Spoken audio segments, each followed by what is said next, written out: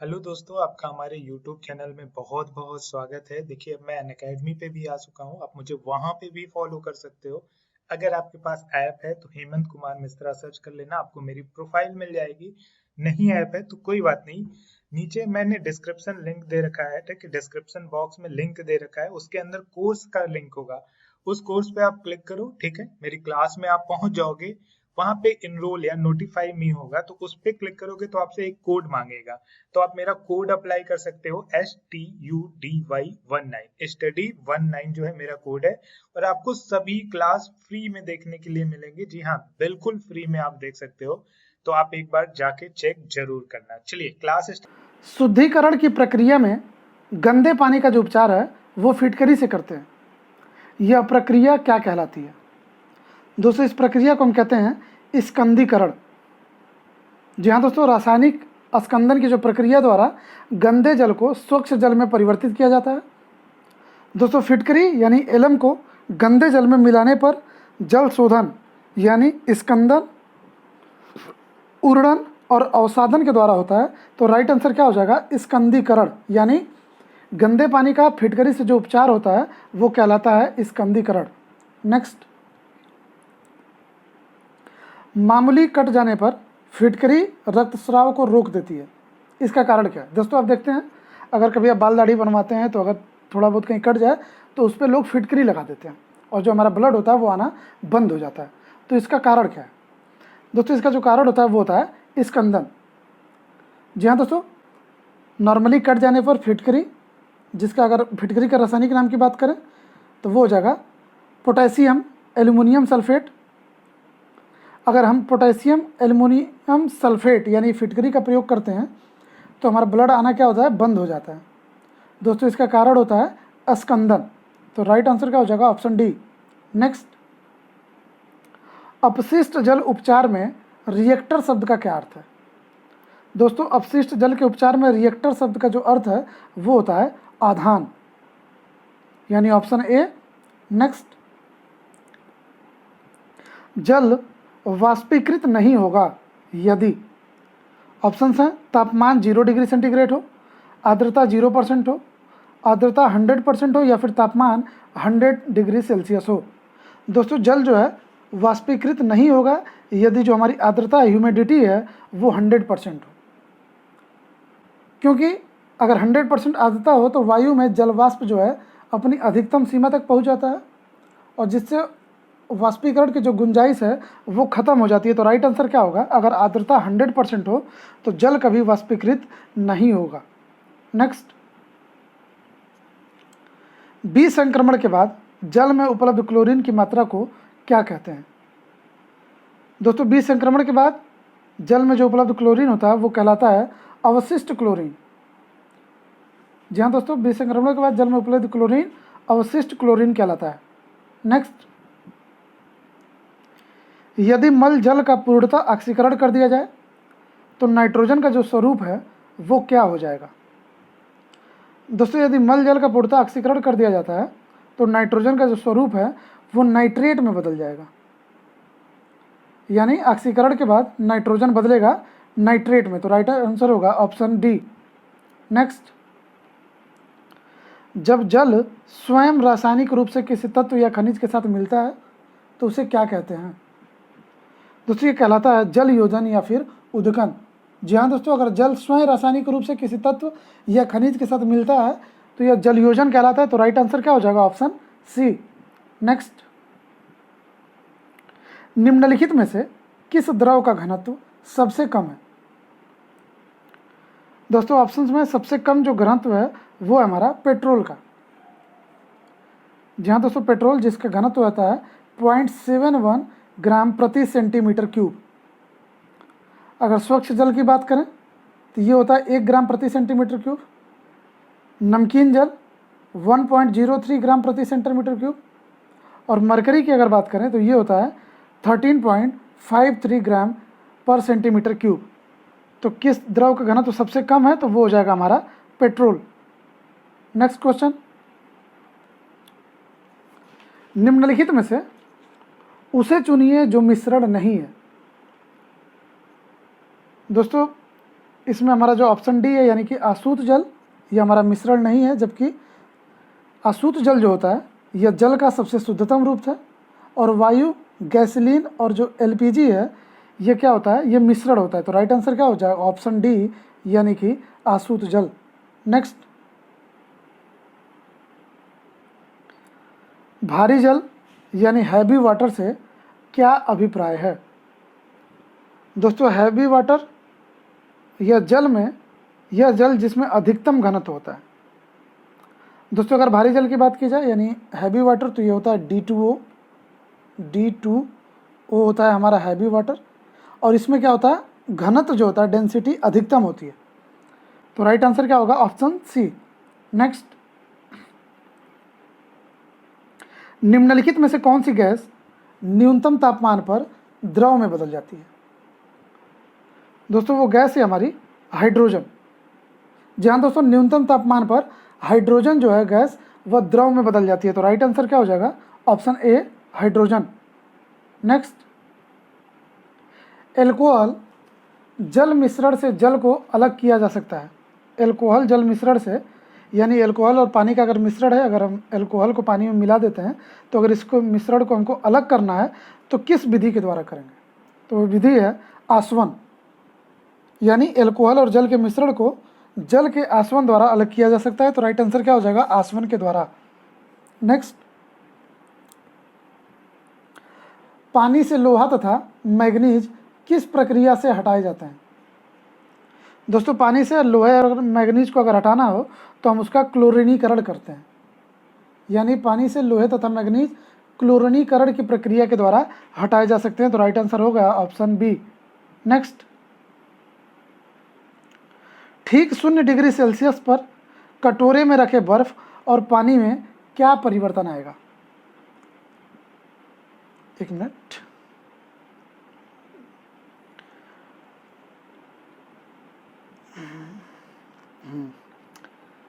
ठीक 0 degree Celsius पर कटोरे में अगर रखा बर्फ़ है और पानी है तो इसमें परिवर्तन क्या आएगा।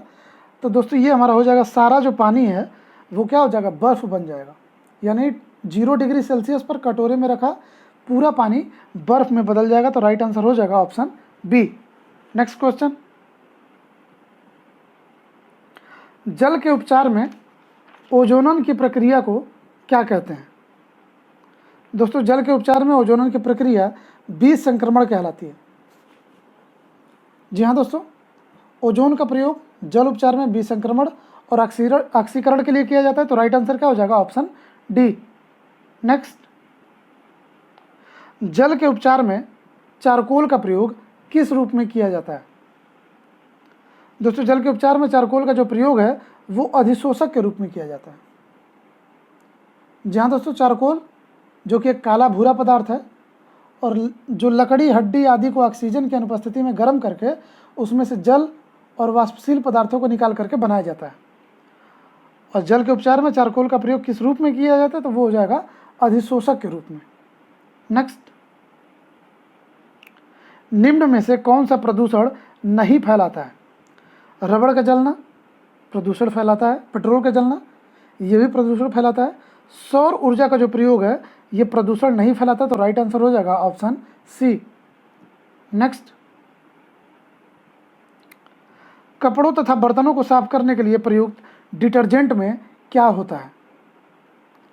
दोस्तों कपड़ा और बर्तन को साफ करने के लिए जो डिटर्जेंट यूज किया जाता है उसमें सल्फोनेट पाया जाता है। जी हाँ दोस्तों, डिटर्जेंट एक प्रकार का कार्बनिक पदार्थ होता है जिनमें साबुन की तरह मैल साफ करने का गुण पाया जाता है। दोस्तों अपमार्जक यानी डिटर्जेंट मृदु और कठोर दोनों प्रकार के जल में प्रयोग किया जा सकता है और इसमें मुख्यतः क्या पाया जाता है, तो वो हो जाएगा सल्फोनेट। सल्फोनेट पाया जाता है कपड़ों और बर्तनों को साफ करने वाले डिटर्जेंट में। नेक्स्ट, सुक्रोज के जल अपघटन से क्या बनता है। दोस्तों सुक्रोज के जल अपघटन से बनता है ग्लूकोज और फ्रक्टोज। जी हाँ दोस्तों, सुक्रोज इन्वर्टेज एंजाइम की उपस्थिति में जल अपघटन के द्वारा ग्लूकोज और फ्रक्टोज में बदल जाता है। तो राइट आंसर क्या होगा, ऑप्शन सी, ग्लूकोज और फ्रक्टोज। नेक्स्ट, शुष्क जो बर्फ है यह किसका ठोस रूप होता है? दोस्तों जो शुष्क बर्फ है ये ठोस रूप होता है कार्बन डाइऑक्साइड का। जहाँ दोस्तों इसका यूज, जो यह गैस है इसका यूज अग्निशमन के रूप में प्रयुक्त किया जाता है। तो शुष्क बर्फ किसका ठोस रूप है? तो राइट आंसर हो लिखित में से अधिक विद्युत चालकता वाली धातु कौन सी है? दोस्तों अधिक विद्युत चालकता वाली जो धातु है इसमें वो हो जाएगी हमारी चांदी। जी हाँ दोस्तों, मुद्रा धातुओं की जो वैद्युत चालकता होती है वो धातुओं में सबसे अधिक होती है। और दोस्तों सिल्वर यानी चांदी की वैद्युत चालकता और उष्मा चालकता तत्वों में सबसे अधिक होती है। तो राइट आंसर क्या हो जाएगा हमारा? सिल्वर यानी कि चांदी। नेक्स्ट, भारी धातुओं का नाम इसलिए यह पड़ा क्योंकि इनमें अन्य परमाणुओं की तुलना में क्या होता है? ऑप्शन है उच्च परमाणुवीय संख्या, उच्च परमाणुवीय पुंज, उच्च घनत्व या फिर उच्च परमाणुवीय त्रिज्या। तो दोस्तों ये हमारा राइट आंसर होगा ऑप्शन सी, उच्च घनत्व। जी हाँ दोस्तों, भारी धातुओं में अन्य परमाणुओं या फिर धातुओं की तुलना में घनत्व जो है सबसे अधिक होता है। दोस्तों वे धातुएं जिनका घनत्व 5 ग्राम प्रति सेंटीमीटर क्यूब से अधिक होता है वो भारी धातुओं की श्रेणी में आती हैं। जैसे कैडमियम हो गया, कॉपर हो गया, सीसा हो गया, ये सारी क्या है? भारी धातुएं। तो राइट आंसर क्या हो जाएगा? उच्च घनत्व यानी हाई डेंसिटी। नेक्स्ट, निम्नलिखित धातुओं में से सर्वाधिक हीन चालक कौन सा है? दोस्तों वो हमारा हो जाएगा सीसा। जी हाँ दोस्तों, सीसा धातुओं में सर्वाधिक हीन चालक यानी कह सकते हैं कुचालक होता है, जबकि लोहा, सिल्वर और सोना विद्युत का अच्छा चालक माना जाता है। तो राइट आंसर क्या हो जाएगा हमारा? सीसा। नेक्स्ट, कांसा निम्नलिखित में से किसकी मिश्र धातु है? दोस्तों उसका राइट आंसर होगा तांबा और टीन का। जी हाँ दोस्तों, कांसा यानी कि जो ब्रॉन्ज होता है वो तांबा और टीन की मिश्र धातु है। अगर इसके हम परसेंटेज की बात करें तो तांबा जो होता है 88%, जबकि टीन जो होता है वो उसमें 12% पाया जाता है। 88 और 12। तो राइट आंसर क्या होगा? तांबा और टीन। अगर इसके प्रयोग की बात करें तो ये क्या होगा? बर्तन बनाने में, मूर्तियाँ बनाने में इन सब का प्रयोग किया जाता है। तो राइट आंसर क्या हो जाएगा? तांबा और टीन। नेक्स्ट, स्टील में कार्बन का कितना प्रतिशत होता है? दोस्तों वो हो जाएगा हमारा 0.1 से लेकर के 1.5% तक। जहाँ दोस्तों स्टील में 98.9% जो होता है वो आयरन होता है और 0.1 से लेकर के 1.5% तक हमारा कार्बन पाया जाता है। तो राइट आंसर क्या हो जाएगा? Option A. नेक्स्ट,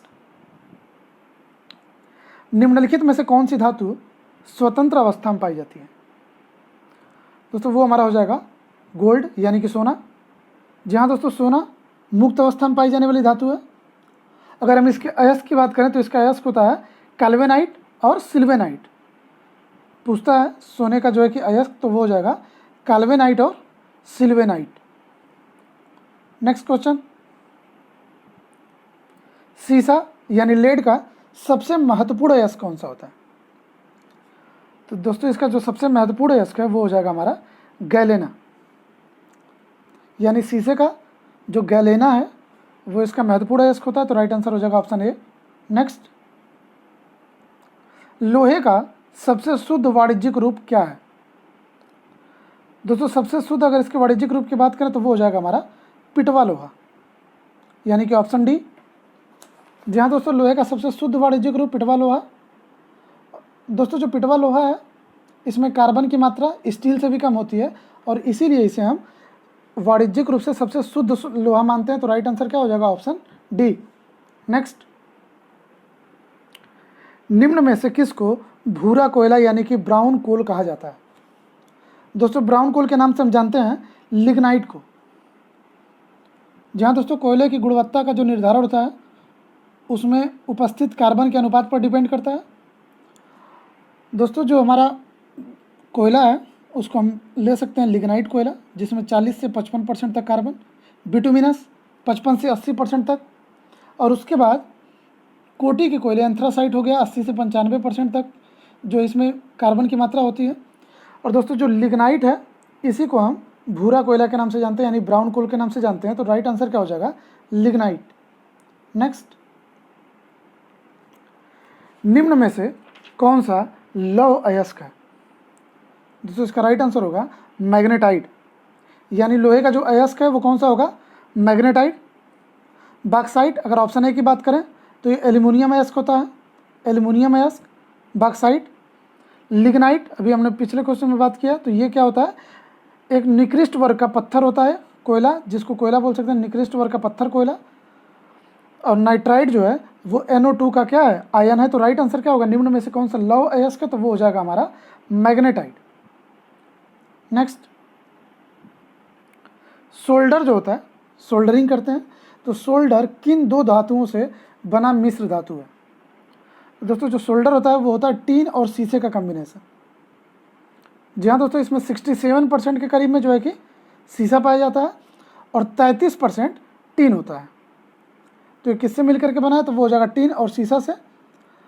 और अगर इसकी यूज की बात करें तो ये क्या होता है, दो धातुओं को आपस में जोड़ने के काम में आता है, और जनरल लैंग्वेज हम इसे टांका के नाम से भी जानते हैं। तो सोल्डर किन धातुओं से बना मिश्र धातु है, तो राइट आंसर हो जाएगा टीन और शीशा से। नेक्स्ट, कांच के निर्माण के लिए प्रयुक्त कच्ची सामग्रियां कौन कौन सी हैं। दोस्तों ये हो जाएगा हमारा बालू, सोडा और चूना पत्थर। जी हाँ दोस्तों, कांच के निर्माण के लिए जो प्रयुक्त कच्ची सामग्रियां हैं उसमें आता है बालू, सोडा और चूना पत्थर। दोस्तों इस तापमान पर इन दोनों जो ठोस को अगर 1400 डिग्री सेल्सियस पे हम गर्म करते हैं तो इन पदार्थों का जो मिश्रण होता है पिघल जाता है, और धीरे धीरे ठंडा करने पर यह कांच के रूप में बदल जाता है। तो राइट आंसर क्या हो जाएगा, बालू, सोडा और चूना पत्थर। नेक्स्ट, लोहे की रेलों के टूटे हुए टुकड़ों और मशीन के भागों की वेल्डिंग में निम्न में से किसका प्रयोग किया जाता है। दोस्तों इसमें प्रयोग करते हैं एल्युमिनियम पाउडर का। जी हाँ दोस्तों, रेलों के टूटे हुए टुकड़ों और मशीन के भागों की जो वेल्डिंग होती है इसमें एल्युमिनियम पाउडर का यूज किया जाता है। तो राइट आंसर क्या हो जाएगा, ऑप्शन सी। नेक्स्ट,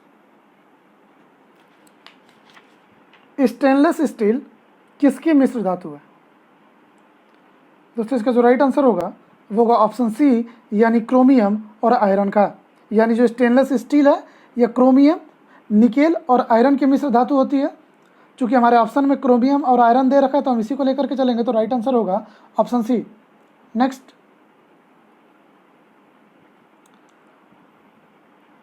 कठोर स्टील में क्या पाया जाता है। दोस्तों कठोर स्टील में 0.5 से लेकर के 1.5% तक कार्बन पाया जाता है। अगर नरम स्टील, यही जो है कि माइल्ड स्टील यानी कि नरम स्टील कहलाता है। और अगर कठोर स्टील की बात करें, देखिए 0.5 से लेकर के अगर 1.5% तक अगर कार्बन है तो ये कहलाएगा कठोर स्टील। और अगर 0.1 से लेकर के 0.4 तक अगर कार्बन उपस्थित होता है तो वो कहलाएगा माइल्ड स्टील यानी कि नरम स्टील। तो राइट आंसर क्या हो जाएगा, 0.5 से लेकर के 1.5% जो अगर कार्बन है तो वो हो जाएगा कठोर स्टील। नेक्स्ट, पोर्टलैंड सीमेंट में जिप्सम मिलाने से मदद मिलती है। दोस्तों सीमेंट को शीघ्र जमने से रोकने में मदद मिलती है। यानी पोर्टलैंड सीमेंट में जिप्सम, जिसका रासायनिक सूत्र कह सकते हैं CaSO4 2H2O, मिलाने से सीमेंट की जो उत्कृष्टता है वो बढ़ जाती है, और इससे सीमेंट के जमने के समय पर नियंत्रण रखा जा सकता है, यानी कि वो जमेगा नहीं। तो राइट आंसर क्या होगा, option C. Next, fly ash वातावरणीय प्रदूषक है जो इसके द्वारा उत्पन्न किया जाता है। दोस्तों फ्लाई ऐश जो वातावरणीय प्रदूषक है यह सीमेंट उद्योग के द्वारा कह सकते हैं कि उत्पन्न किया जा सकता है। तो राइट आंसर क्या हो जाएगा, सीमेंट उद्योग। दोस्तों पोर्टलैंड सीमेंट में 35% जो है फ्लाई ऐश पाया जाता है। तो राइट आंसर क्या हो जाएगा हमारा, सीमेंट उद्योग से। नेक्स्ट, सीमेंट सामान्यतः किसका मिश्रण होता है। काफ़ी इंपॉर्टेंट क्वेश्चन। दोस्तों सीमेंट जो है कैल्शियम सिलिकेट और कैल्शियम एल्यूमिनेट का मिश्रण होता है। तो राइट आंसर हो जाएगा ऑप्शन ए, कैल्शियम सिलिकेट और कैल्शियम एल्यूमिनेट। नेक्स्ट क्वेश्चन, किसी बिजली की इस्त्री को गर्म करने के लिए किस धातु का प्रयोग किया जाता है। दोस्तों किसी बिजली की अगर इस्त्री है, इस्त्री कह सकते हैं उसको नारी वाला इस्त्री मत ले लीजिएगा। तो किसी बिजली की इस्त्री को गर्म करने के लिए नाइक्रोम का यूज किया जाता है। यानी बिजली की इस्त्री में अभ्रक के जो ऊपर है वो नाइक्रोम का तार लिपटा हुआ रहता है। तो राइट आंसर क्या हो जाएगा, ऑप्शन सी। नेक्स्ट, प्रति अम्ल के रूप में प्रयोग किया जाने वाला क्षारक कौन सा है?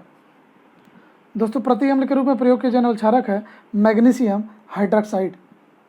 जी हाँ दोस्तों, मैग्नीशियम हाइड्रॉक्साइड, इसका प्रयोग प्रति अम्ल यानी एंटी एसिड के रूप में किया जाता है।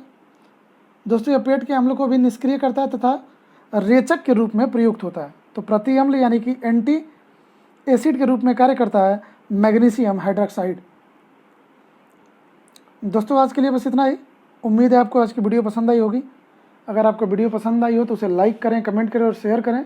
और अगर अभी तक आप हमारे चैनल पे सब्सक्राइब नहीं किए हैं या फिर आप हमारे चैनल पे पहली बार विजिट कर रहे हैं तो दोस्तों चैनल को सब्सक्राइब जरूर कर लें ताकि आने वाले नए नए वीडियोज़ के नोटिफिकेशंस आपको मिलते रहें। वीडियो देखने के लिए धन्यवाद। जय हिंद।